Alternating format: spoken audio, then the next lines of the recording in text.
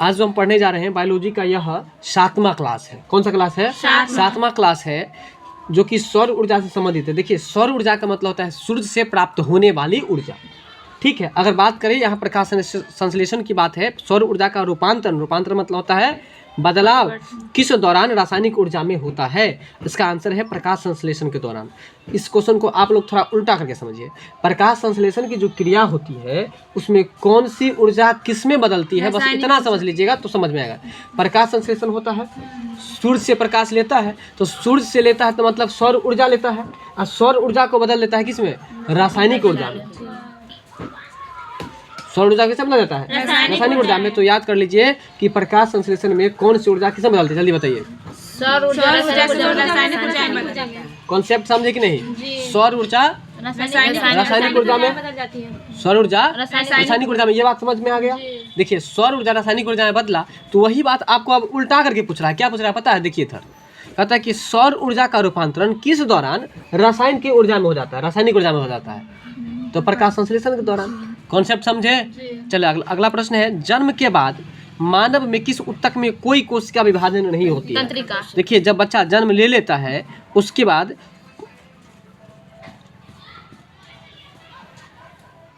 ऐसा कौन सा ऊतक है जिसमें आपको कोई भी कोशिका विभाजन नहीं होता है? तो इसका नाम है तंत्रिका कोशिका, जिसको हम लोग दूसरा नाम न्यूरॉन भी कहते हैं। क्या कहते हैं?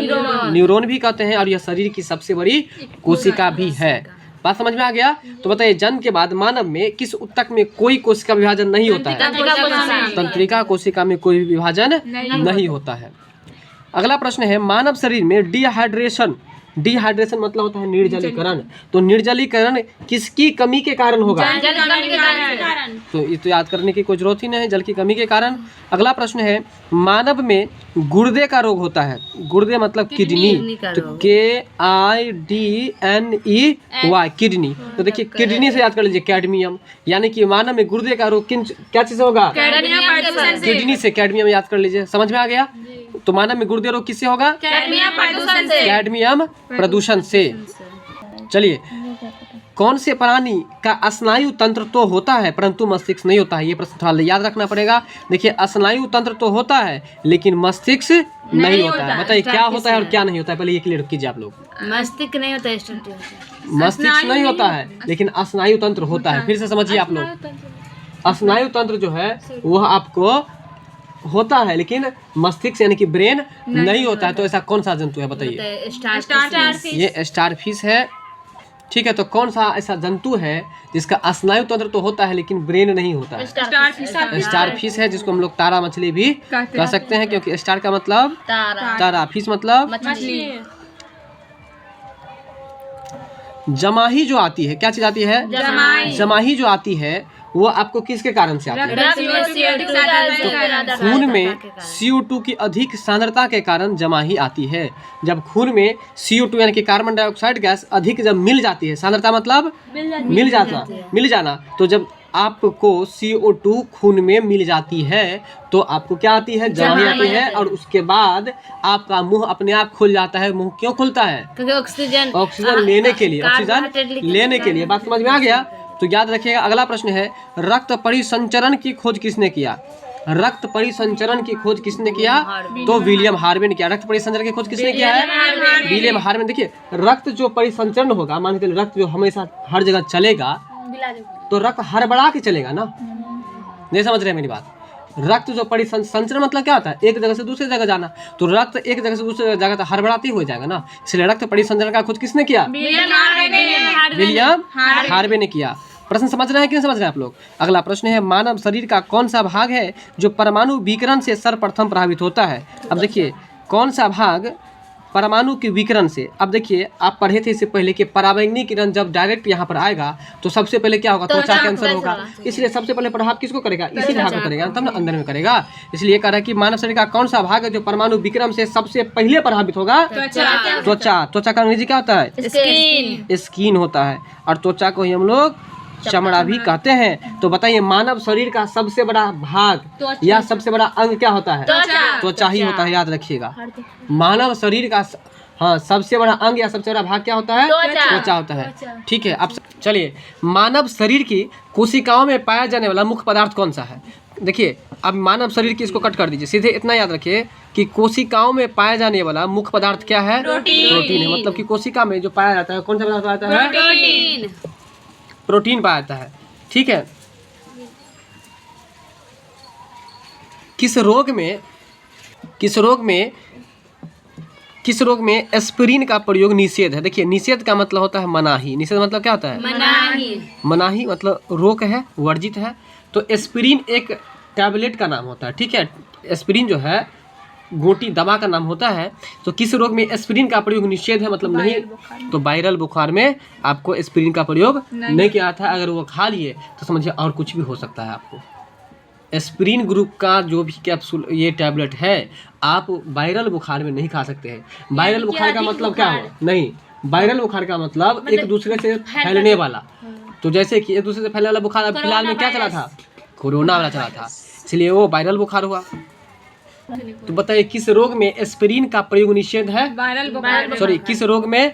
तो वायरल बुखार में निषेध है। मानव के त्वचा को रंग देने वाला वर्णक कौन सा?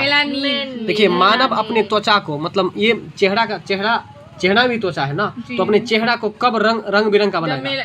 जब मेला जाएगा। इसलिए मानव त्वचा के रंग को रंग देने वाला वर्णक कौन सा है? तो मेलानिन है। क्या है? मेलानिन है। चलिए मानव के त्वचा को रंग देने वाला वर्णक कौन सा है? मानव त्वचा को रंग देने वाला वर्णक कौन सा है? मेलानिन है। ठीक है। अब अगला प्रश्न है कि मानव हृदय बंद किस में होता है? देखिए मानव हृदय बंद किस में होता है? हृदय आवरण में होता है। ठीक है, ये प्रश्न। अगला प्रश्न है वलय मतलब होता है रिंग। ये जो है हाथ में ये गोल गोल ये रिंग है। ठीक है। तो वलय कृमि मतलब होता है पेट का कीड़ा यानी कि चाली जिसको कहते हैं। ठीक है। तो वलय कृमि फैलाने वाली बीमारी कौन सी है? कबक है। वलय कृमि फैलाने वाली बीमारी कौन सी है? कबक। यानी कि अगर किसी बच्चे के पेट में जो इस तरह का कीड़ा वगैरह जो होता है, ठीक है, तो उसको फैलाने वाला बीमारी ये आपको जो है सो कौन सी है? कबक। फेफड़े से हृदय तक रक्त को ले जाने वाली रुधिर वाहिका को क्या कहते हैं? देखिए फेफड़ा से सबसे पहले तो याद रखिए कि खून कहाँ से कहाँ जाता है? फेफड़ा से जाता है, पहले बात याद रखिए।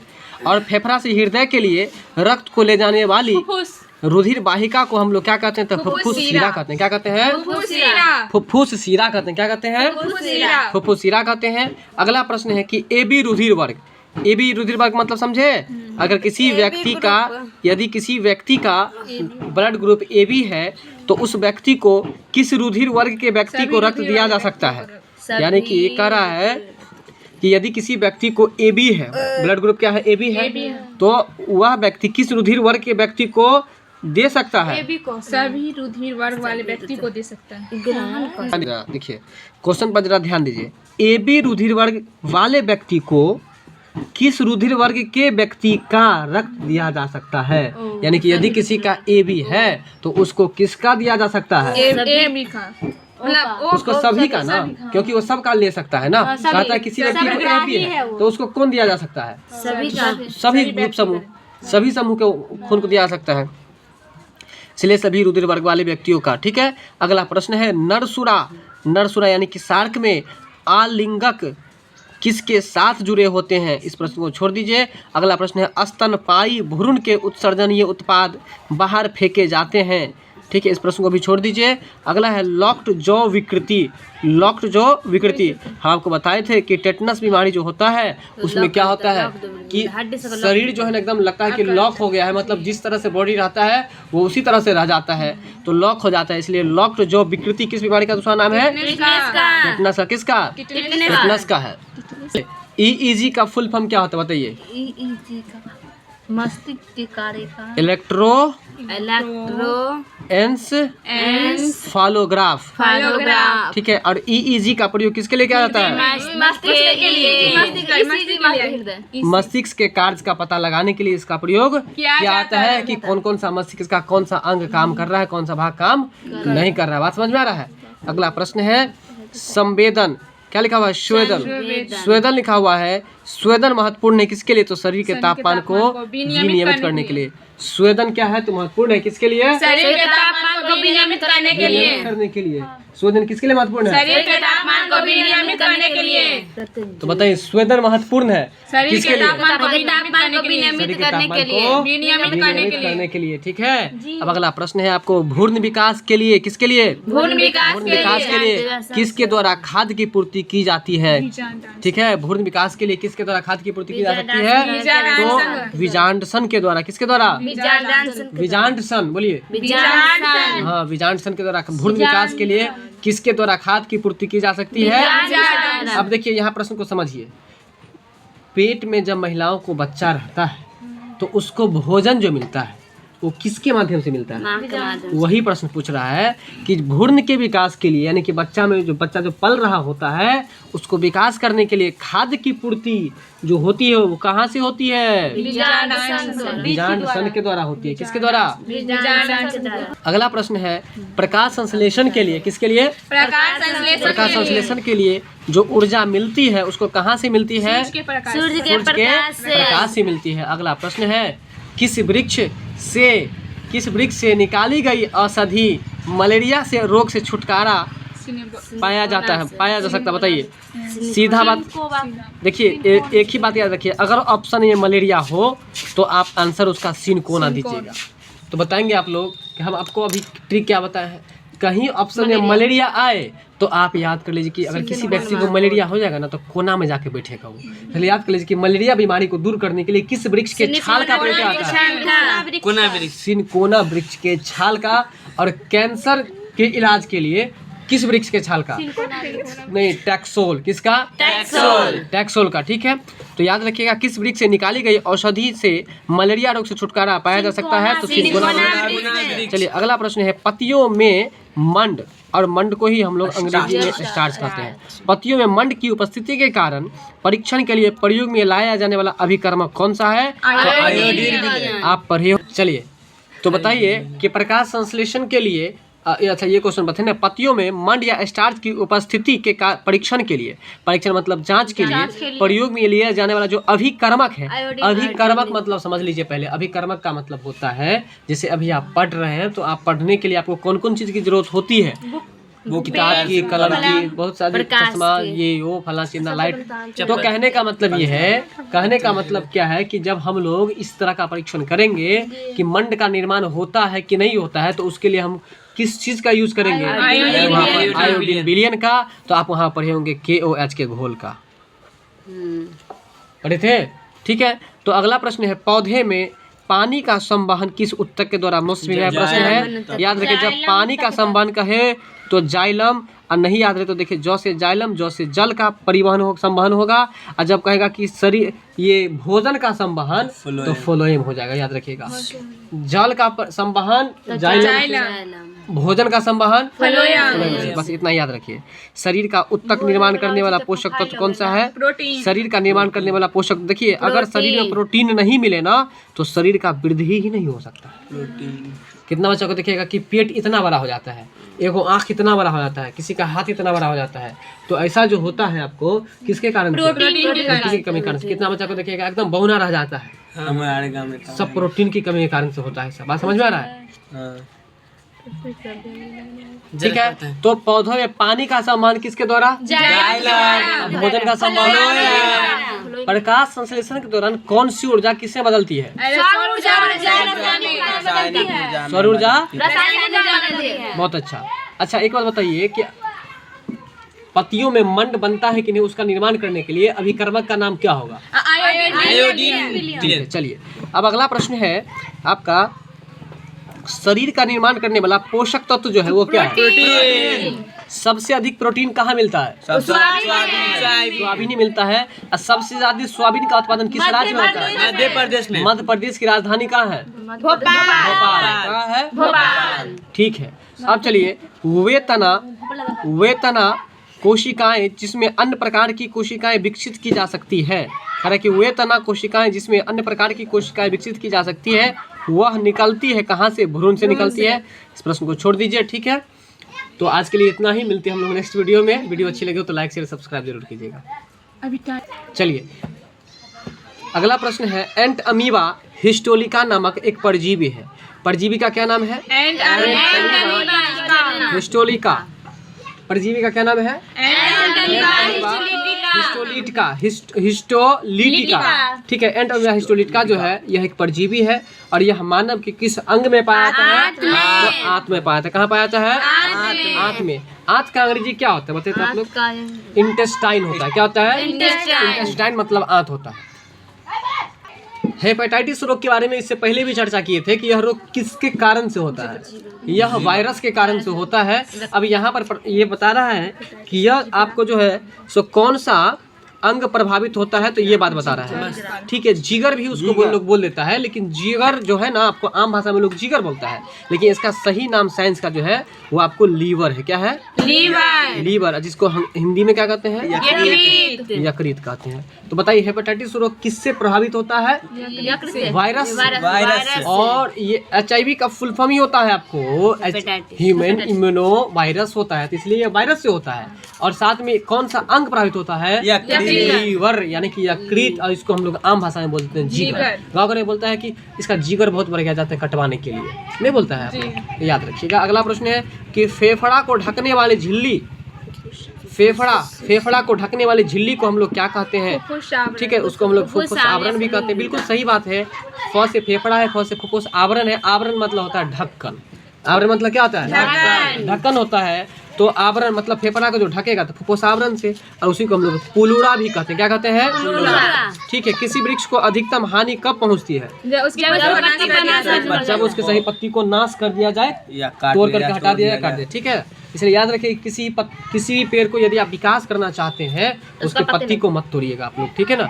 तो इसे आप लोग चलिए, कठोर परिश्रम करने के बाद, कठोर शारीरिक श्रम करने का, श्रम मतलब क्या होता है? काम। कठोर शारीरिक श्रम करने के बाद श्रमिकों की हथेली और तलवों की चमड़ा मोटी हो जाती है ना। ये जो चमड़ा है ना, ये वाला, ये क्या होता है?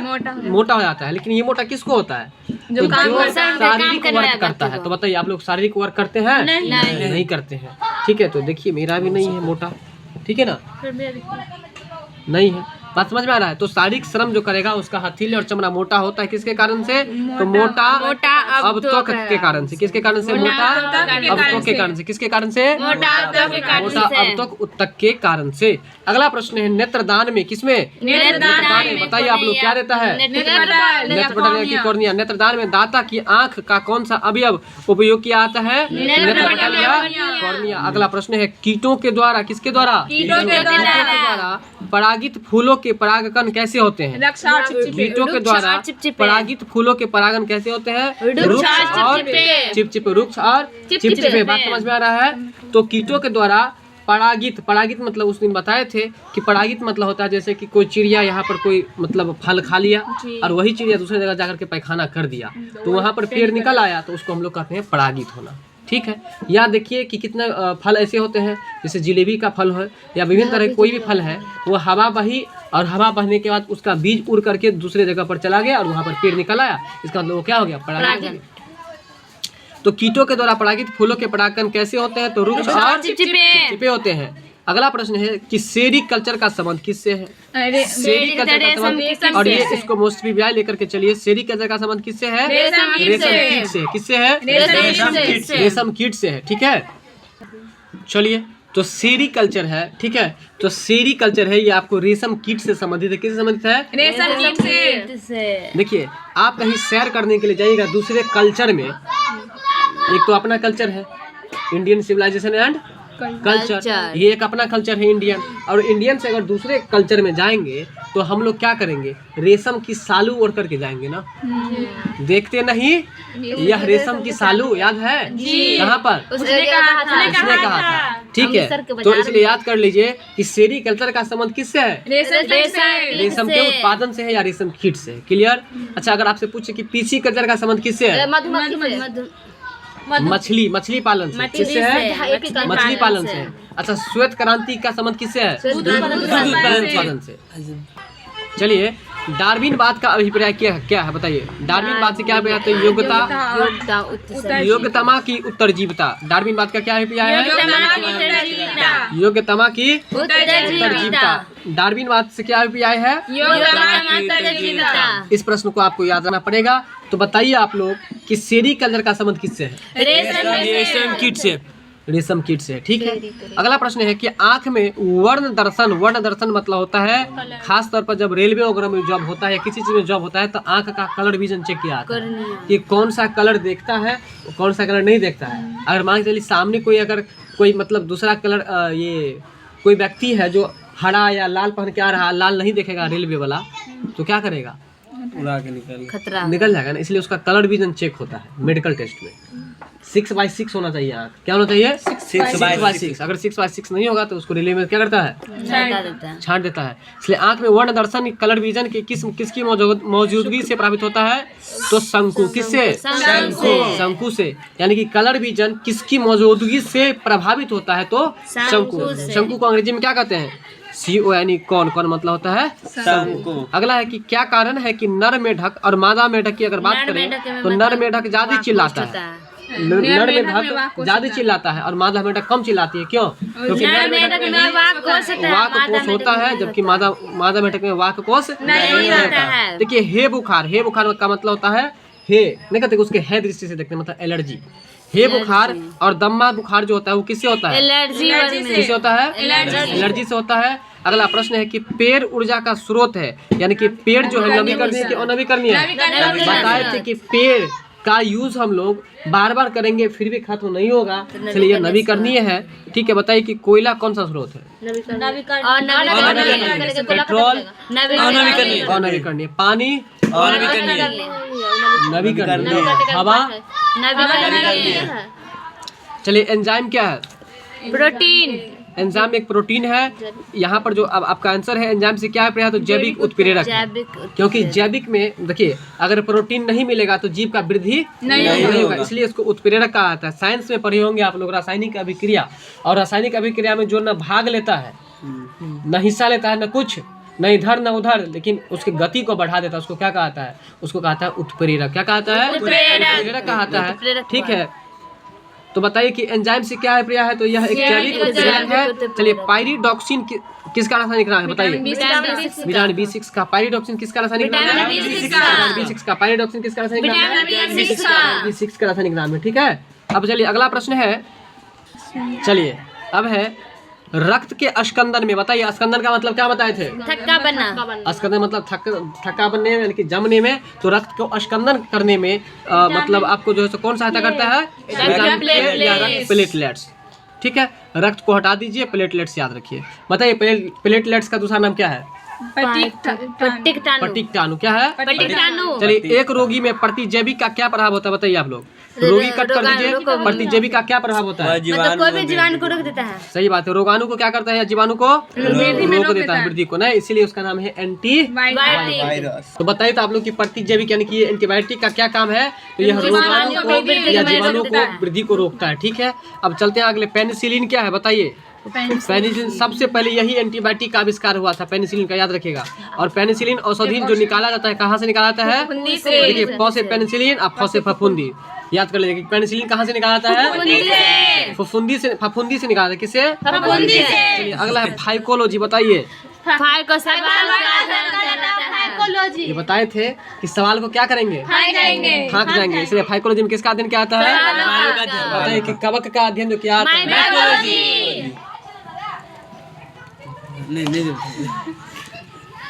चलिए अगला है हरित बाली रोग जो होता है वो आपको किस फसल से संबंधित है? बाजरा से। देखिए हरित बाली है तो देखिए बाली लगा के कान में कब जाइएगा? बाजार में जाएगा। बाजार में जाइएगा, इसलिए हरित बाली रोग जो है किस फसल से संबंधित है? बाजरा से। रक्त अस्कंदन मतलब रक्त को जमना, और रक्त को जमने के लिए क्या जरूरत है? प्लेटलेट्स ना, उसे हम लोग पटिकटाणु भी कहते हैं। क्लियर? बताइए अबटू ग्रंथि को हम लोग थायराइड ग्रंथि भी कहते हैं, और अबटू ग्रंथि के कम यदि काम कर रहा है वो, इसका कारण क्या है? चलिए जन्म के पहले शिशु का लिंग सुनिश्चित करता है चलिए पिता के शुक्राणु से। अभी आपके मौसी को लड़का नहीं हुआ, लड़की हुई, तो इसका कारण क्या है? इसका कारण आपकी मौसी है कि आपकी मौसा है? क्योंकि उनका गुणसूत्र युग्म जो बना, युग्म, उस युग्म में आपके मौसा का गुणसूत्र वाई गुणसूत्र नहीं आया। अगर वाई गुणसूत्र आता तो लड़का होता। इसके लिए कोई लड़की दोषी नहीं होती है, ठीक ना। इसलिए हमारे वीडियो को जो भी देख रहे हैं वो सब शेयर कीजिएगा इस बात को। तो बताइए कि विषाणु यानी कि वायरस जो है, आपको वायरस में क्या क्या होता है बताइए। तो न्यूक्लिक अम्ल होता है और प्रोटीन होता है, ठीक है। न्यूक्लिक एसिड या अम्ल, एसिड का हिंदी क्या होता है? अम्ल होता है। तो वायरस में क्या क्या होता है? न्यूक्लिक एसिड होता है, प्रोटीन होता है। क्या से होता है?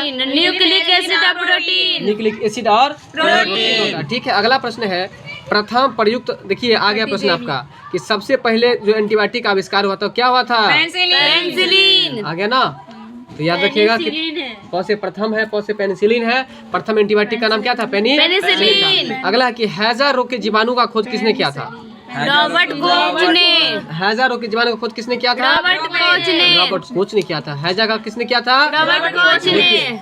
बच्चा सबको देखिएगा, खास करके एमडी में यानी कि मोहम्मदन में इस तरह का गाली देता है कि बच्चा सब यदि कुछ ज़्यादा खा ले तो क्या कहते हैं? हैजा पकड़ ले को है।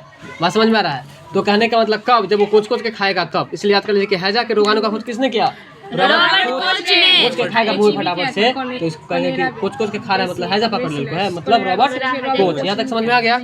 तो बताइए कि रोगजनक जीवाणु को सुनिए, रोगजनक जीवाणु को निस्सारित करते हैं। निस्सारित का मतलब क्या हुआ?